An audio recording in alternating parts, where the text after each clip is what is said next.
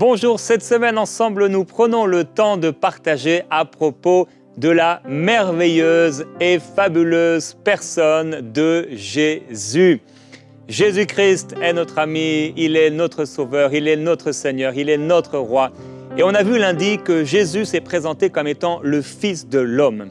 Il a pris une chair semblable à la nôtre, il a souffert pour nous, il nous a montré un modèle, il a pris notre place sur la croix, mais il est également le Fils de Dieu. Jésus est le Fils de Dieu. Nous avons partagé hier que Jésus aussi le Sauveur. Jésus-Christ est le Sauveur de tous les hommes et particulièrement des croyants. Alors si tu es sauvé, déclare avec moi « Je suis sauvé » et réjouis-toi. Réjouis-toi d'être sauvé et d'appartenir au Seigneur Jésus-Christ. Réjouis-toi en cette journée malgré les difficultés, les tribulations que tu peux traverser, les épreuves que tu peux rencontrer, de ce que ton nom est inscrit dans le livre de vie, dans le livre de l'agneau. Quelle grâce extraordinaire! J'écoutais ce chant en anglais ce matin pendant ma préparation qui disait que les épreuves ne voleront pas mon chant, les difficultés ne voleront pas mon chant, alors que les difficultés de ta vie ne te volent pas ta louange à Dieu. Jésus est le Sauveur, mais Jésus est également le Seigneur, et c'est ce dont on va parler aujourd'hui. Et c'est exactement là, dans ce point précis, que beaucoup de gens se perdent et font erreur. Beaucoup de gens acceptent que Jésus-Christ soit leur sauveur, mais au moment où on parle de la Seigneurie de Jésus, ils se retirent en arrière. Vous vous souvenez de cette histoire de Jésus qui est là en train de marcher et à un moment, la foule va se retirer en arrière en entendant les paroles de Jésus. Elles étaient si particulières. Jésus-Christ ne voulait pas seulement sauver les gens, mais Jésus est établi comme le Seigneur des Seigneurs car il sait mieux que nous ce qui est bon pour nous. Et c'est ce qui est écrit dans Jean chapitre 6. Jésus va dire que ces paroles sont esprit et vie, mais que quelques-uns ne croient pas. Et il va parler du fait de boire son sang et manger sa chair comme une véritable nourriture. Et il disait, c'est pourquoi je vous ai dit que nul ne peut venir à moi si cela ne lui est donné par le Père. Et c'est là qu'il est écrit, dès lors, plusieurs de ses disciples se retirèrent en arrière et cessèrent d'aller avec lui. Oh, le prix à payer, le renoncement était tel que la foule pouvait se retirer, mais même ses disciples pouvaient se retirer tellement ses paroles étaient sérieuse, tellement son appel était entier. Ce n'était pas l'appel de suivre un peu comme un disciple de l'époque, un maître, et de pouvoir avoir son propre choix, quelque part même son propre libre arbitre. Bien sûr, Dieu ne nous l'enlève pas lorsque nous venons à Jésus-Christ, mais il devient le Seigneur. Et c'est lui qui décide, et c'est lui qui gère notre vie, et c'est à nous de lui obéir. Et il est le Seigneur. Et nous sommes ses disciples, nous sommes ses serviteurs, nous sommes esclaves de Christ. Alors Pierre va dire, alors que Jésus dit, mais et vous ne voulez pas vous en aller, vous aussi? Alors Jésus n'était pas à la recherche de fans, et il ne l'a jamais été. Jésus n'était pas à la recherche de followers, parce que parmi les followers, parmi la foule, chacun fait ce qu'il lui plaît. Jésus cherchait de véritables disciples, de vrais disciples. Et c'est là où beaucoup font erreur entre Jésus Sauveur et Jésus Seigneur. Je vous ai dit, beaucoup reconnaissent Jésus comme étant le Sauveur, et j'ai eu l'occasion bien des fois de parler avec des gens, particulièrement dans la rue, et ils reconnaissaient Jésus comme celui qui sauve. Cependant, ils n'étaient pas sauvés, parce qu'ils n'avaient pas accepté Jésus-Christ comme Seigneur de leur vie. C'est une chose que de voir Jésus et de faire appel à Jésus pour être sauvé. C'en est une autre qui soit véritablement notre Seigneur.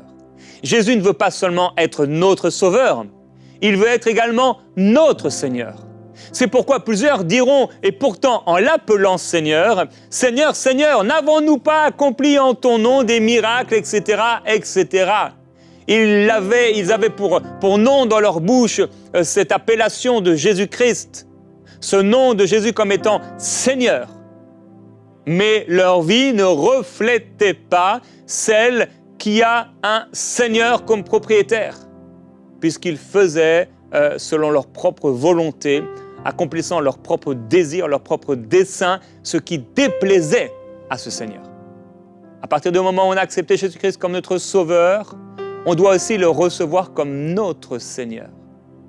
C'est là où beaucoup font erreur.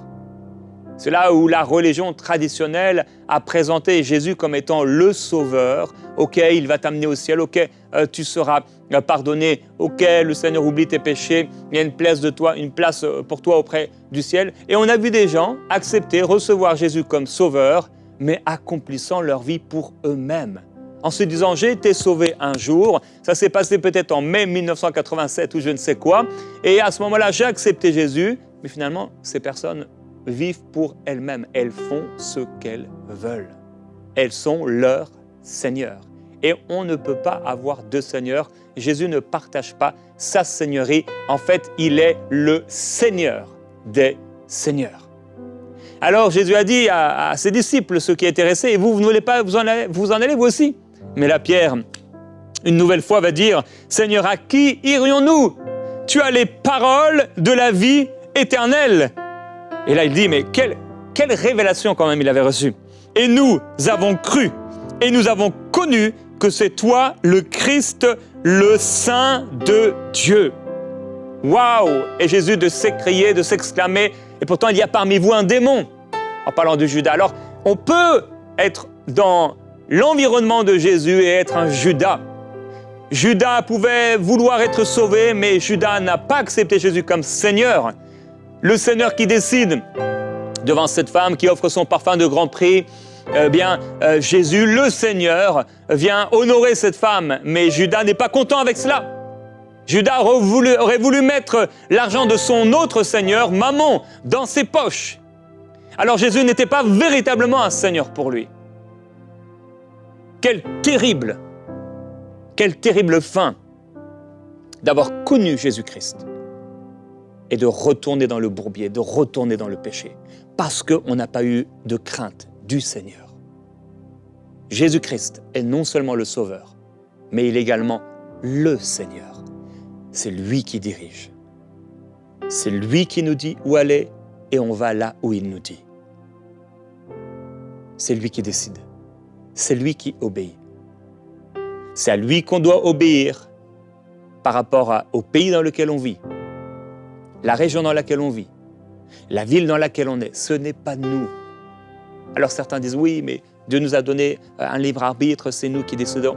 C'est lui qui décide. Et nous, on obéit. C'est lui qui dirige. Et nous, on se soumet. Et c'est là le point difficile, le point où beaucoup font erreur.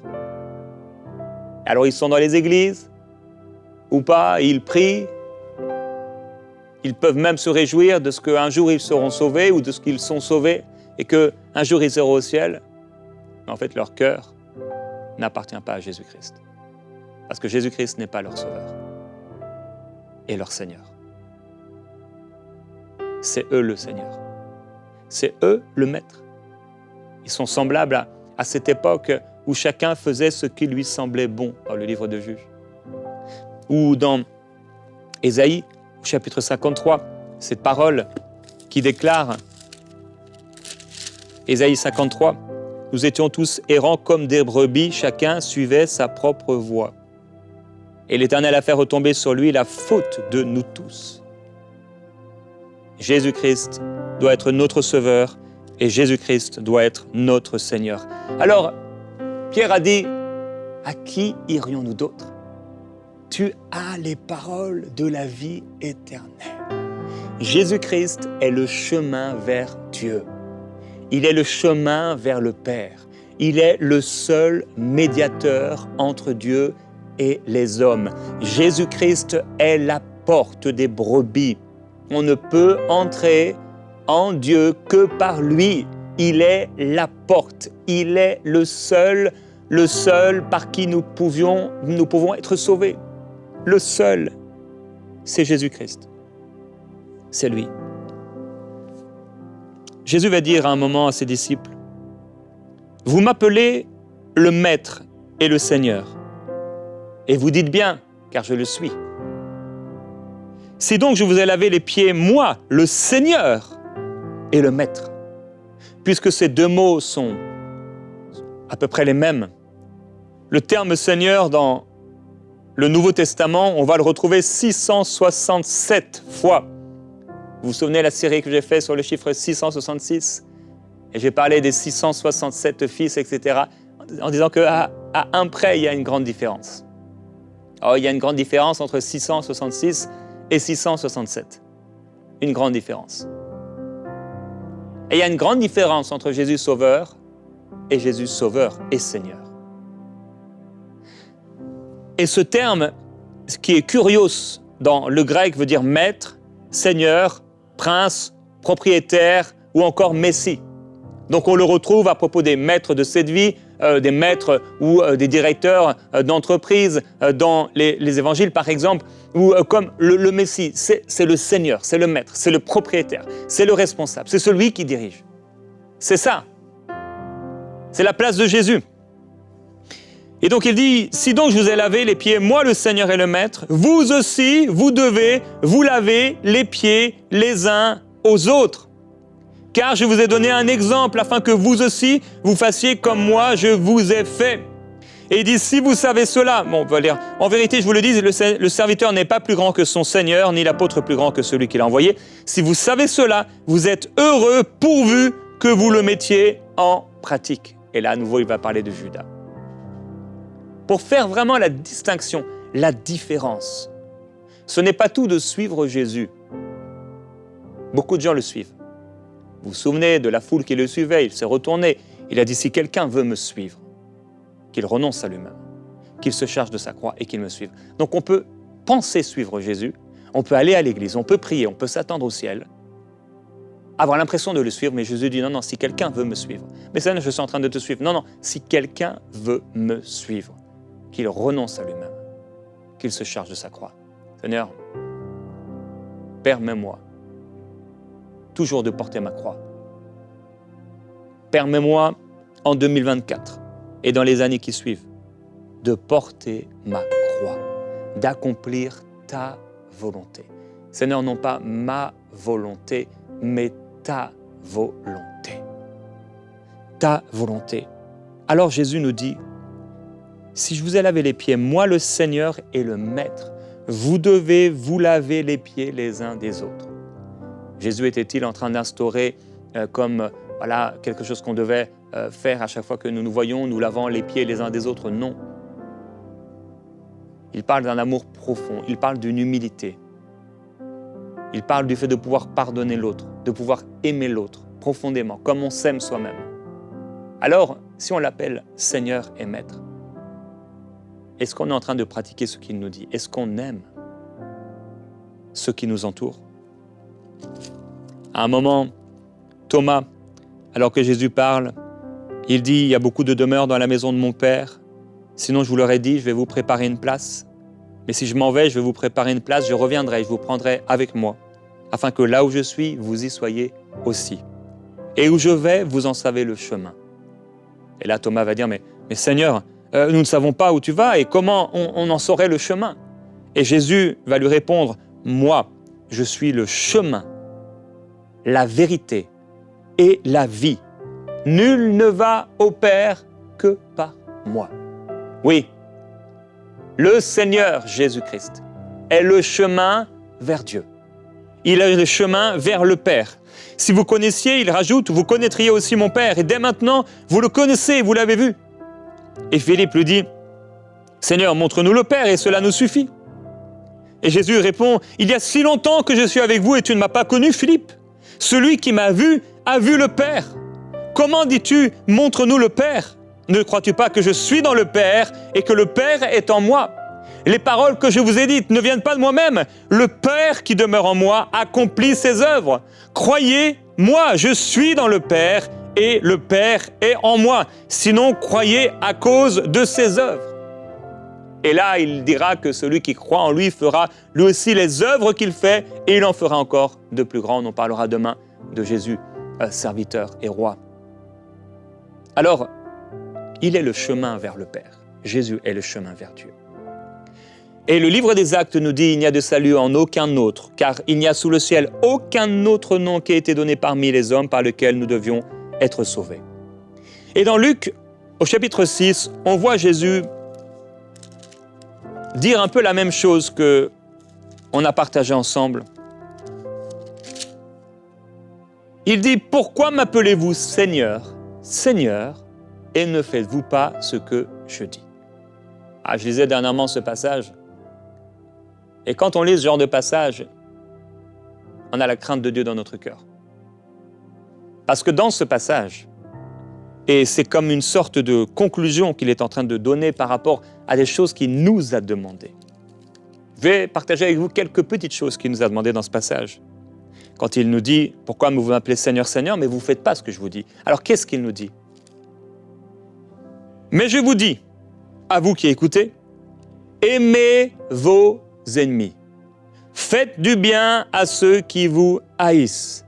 Bénissez ceux qui vous maudissent. Priez pour ceux qui vous maltraitent. » Waouh! On est tellement loin, parfois dans nos vies, et tellement loin dans nos églises, de ce que Jésus nous a demandé. Il nous dit d'aimer nos ennemis. Cette personne qui t'a fait du mal, ton Seigneur, pas le Sauveur, mais le Seigneur, te demande de l'aimer. Là, vous savez, c'est le point dont j'ai parlé. C'est comme le levier de passer de Jésus Sauveur à Jésus Seigneur. Seigneur et Sauveur.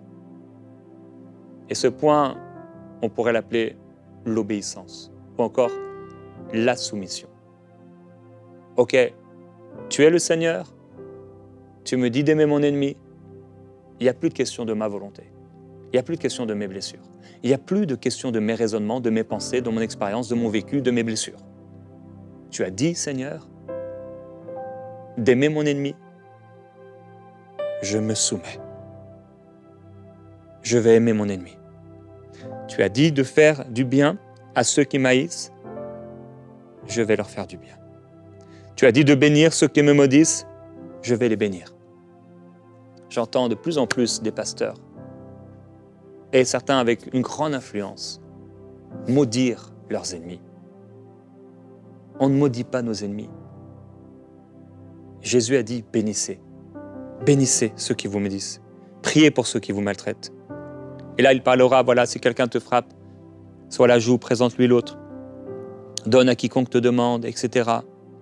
Si vous aimez ceux qui vous aiment, quel gré vous en saura-t-on? Si vous faites du bien que à ceux qui vous font du bien, quel gré vous en saura-t-on? Les pécheurs font aussi cela. Et il répète, mais aimez vos ennemis, faites du bien, prêtez sans rien espérer, et votre récompense sera grande et vous serez appelés fils du Très-Haut, car il est bon pour les ingrats et pour les méchants. Il dit, soyez miséricordieux, comme votre Père est miséricordieux. Ne jugez pas, vous ne serez pas jugés. Ne condamnez pas, vous ne serez pas condamnés. Absolvez, vous serez absous. Donnez, on vous donnera, etc. Et c'est là qu'il dit, pourquoi m'appelez-vous Seigneur, Seigneur, et ne faites-vous pas ce que je dis? Il parlera de ces deux maisons, l'une bâtie sur le roc, sur Christ, qui tient bon dans la tempête. L'autre bâtie sur le sable, elle ne tient pas dans la tempête. Est-ce que tu as bâti ta vie sur Jésus, Seigneur? Est-ce qu'il est vraiment le roc? Dans les Actes, Pierre va dire que toute la maison d'Israël sache donc avec certitude que Dieu a fait Seigneur et Christ, ce Jésus que vous avez crucifié. Romains dit, si tu confesses de ta bouche le Seigneur Jésus, et si tu crois dans ton cœur que Dieu l'a ressuscité des morts, tu seras sauvé. On confesse qui? Le Seigneur. Et accepter, confesser, recevoir Jésus Seigneur nous amène au salut. Philippiens chapitre 2, c'est pourquoi Dieu l'a souverainement élevé et lui a donné le nom au-dessus de tout autre nom, afin qu'au nom de Jésus, tout genou fléchisse. Dans les cieux, sur la terre et sous la terre, que tout genou fléchisse. Pourquoi? Parce qu'il est le Seigneur. il est le Seigneur. Et que toute langue confesse que Jésus-Christ est quoi? Sauveur? Non.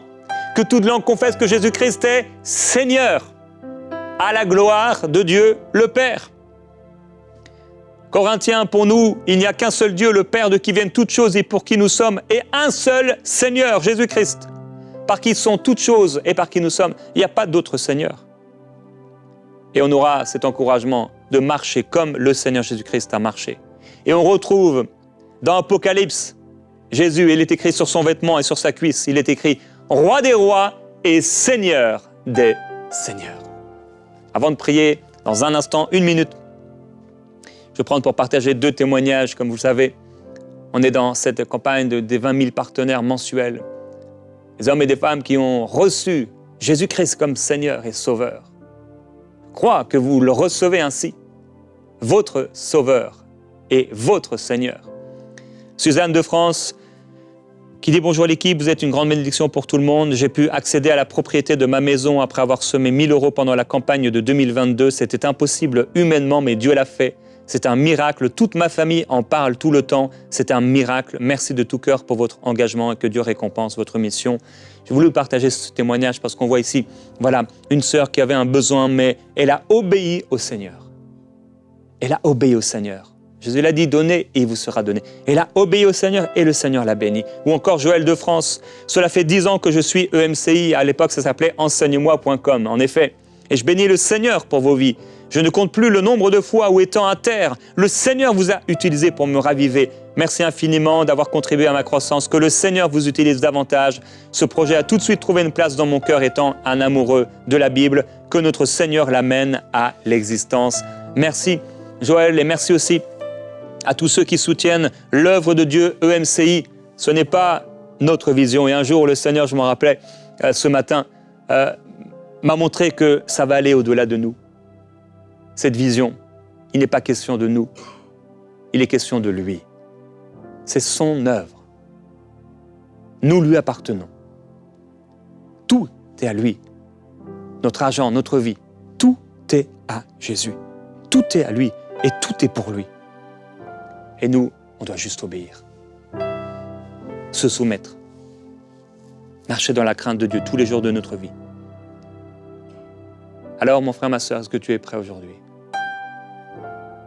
à recevoir Christ comme ton Seigneur? Là où tu es, dis-lui, demande-lui pardon de ne pas obéir. Demande-lui pardon pour toutes les fois où tu as fait tes plans toi-même, tu as décidé par toi-même de faire les choses à ta propre sauce. Est-ce qu'il est ton Seigneur? Je voudrais qu'on prie un moment. Jésus-Christ, tu t'es révélé comme étant le Fils de l'homme dans ton humanité. Le Père a dit du haut des cieux que tu es le Fils de Dieu. Tu t'es manifesté, révélé comme le Sauveur. Mais tu désires être connu et reçu comme le Seigneur. Jésus-Christ, on ne veut pas être de ceux qui disent Seigneur, Seigneur, et on ne fait pas ce que tu nous dis. Je veux prier aujourd'hui pour quelqu'un qui résiste. Depuis longtemps, il sait, elle sait qu'il doit faire quelque chose, mais il résiste, il refuse. Il y a une personne, tu dois renoncer à une relation. Et le Seigneur t'en a parlé. Maintenant, il ne viendra pas te donner la visitation d'un ange. Il t'en a parlé, tu le sais dans ton cœur. Et arrête de demander des signes et des signes et des signes. Le plus grand des signes, c'est le témoignage intérieur. Et tu sais que ça doit s'arrêter. Arrête cette relation. Plusieurs personnes, vous faites des choses qui ne sont pas à la gloire de Dieu. C'est une chose de tomber une fois, c'en est une autre de tomber sans cesse. Ce n'est pas normal. Est-ce que Jésus-Christ est ton Seigneur, vraiment? Est-ce que tu veux lui plaire? Est-ce que tu es sérieux avec Dieu? Seigneur Jésus-Christ, on ne veut pas être rejeté. En recevant une facette de qui tu es. On veut te recevoir comme Seigneur de notre vie. On veut dire, comme tu l'as dit à Gethsémane, non pas notre volonté, mais ta volonté. Il y aura des difficultés, il y aura des temps difficiles, mais tu seras avec nous. Là où tu es, c'est là où on veut aller. Là où tu es, c'est là où on veut être. On ne veut pas être ailleurs. Seigneur, ne me permets pas d'être ailleurs. Ne nous permets pas d'être ailleurs. Dis-le au Seigneur, ne me permets pas d'être ailleurs aujourd'hui. Ne me permets pas d'être ailleurs. Là où tu es, c'est là que je veux être. C'est là que je veux être. Ce que tu me demandes de faire, je veux le faire. Je veux obéir. Seigneur Jésus-Christ, est-ce que ton amour pour Dieu est plus grand que cette faiblesse, que cet amour pour ce péché? Jésus ne peut cohabiter avec un autre Seigneur. Et il dit, soit il haïra l'un et s'attachera à l'autre. Il n'y a pas de juste milieu. Soit on déteste et on s'éloigne, soit on aime et on s'attache. En parlant de Mammon et de Dieu. Est-ce qu'il y a des seigneurs dans ta vie? Le seigneur de la cigarette, le seigneur de l'alcool, le seigneur de la colère, le seigneur des disputes, le seigneur des mots violents, le seigneur de la pornographie, le seigneur de l'argent, le seigneur de la gloire, le seigneur de la volonté propre, le seigneur des raisonnements quant à l'argent, les choses de cette vie. Aujourd'hui, renonce à ces seigneurs et déclare au nom du Seigneur Jésus-Christ, je renonce à toute seigneurie sur ma vie qui n'est pas celle de Jésus. Renonce maintenant. Renonce dans ce temps de prière. Dis non à ces seigneurs. Dis non à ces mammons. Dis non à ces dieux, quel que soit leur nom. À ces seigneurs, quel que soit leur nom. Jésus-Christ, tu seras le seul Seigneur de mon cœur. Tu seras le seul Seigneur de ma vie. C'est toi le chemin vers Dieu. C'est toi le chemin vers le Père. Tu es mon Sauveur et mon Seigneur. Jésus-Christ, je veux accomplir ta volonté. Je veux aimer. Je veux t'obéir réellement. Même quand il y a un prix à payer. Même quand la chair voudrait faire autrement. Je veux t'obéir, Seigneur. Je veux te plaire. Je veux t'être agréable. Jésus.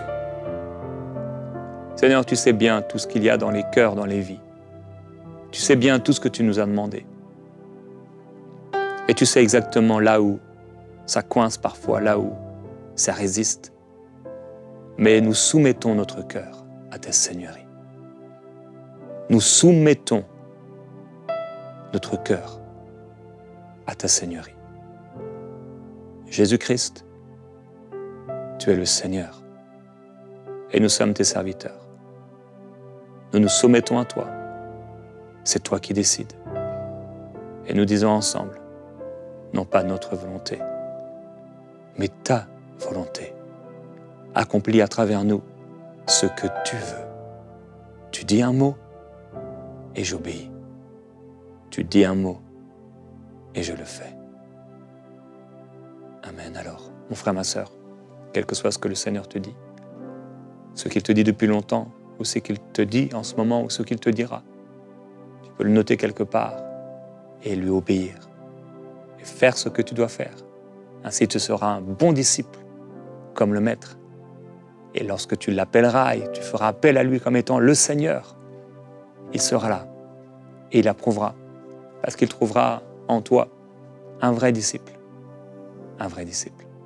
On se retrouve demain dans Prière Inspirée.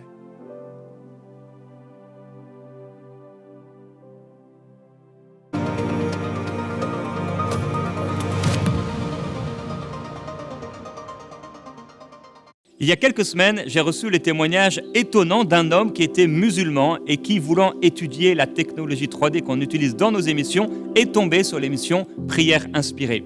En écoutant cette émission, il a été bouleversé et il a reçu la révélation du Seigneur Jésus-Christ. Sa vie a été transformée, il est né de nouveau et il nous a partagé son témoignage.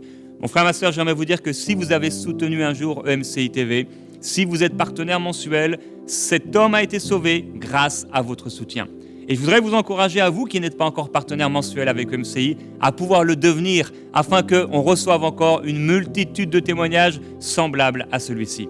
Régulièrement, on reçoit de tels témoignages, des personnes qui sont réveillées en pleine nuit et qui se retrouvent à regarder nos émissions et qui rencontrent Jésus-Christ. Des personnes qui sont guéries, des personnes qui sont délivrées partout dans le monde, jusque dans les capitales, jusqu'au plus profond des petits villages, dans les îles et dans les pays. Les gens rencontrent Jésus-Christ et sont transformés parce que des personnes ont mis à part 35 € par mois ou plus, ou un don ponctuel pour soutenir la vision de MCI.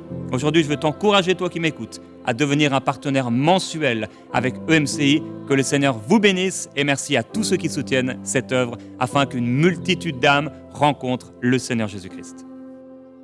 Dès maintenant, faites partie des 20 000 partenaires mensuels qui porteront la vision d'EMCI et qui l'amèneront encore plus loin.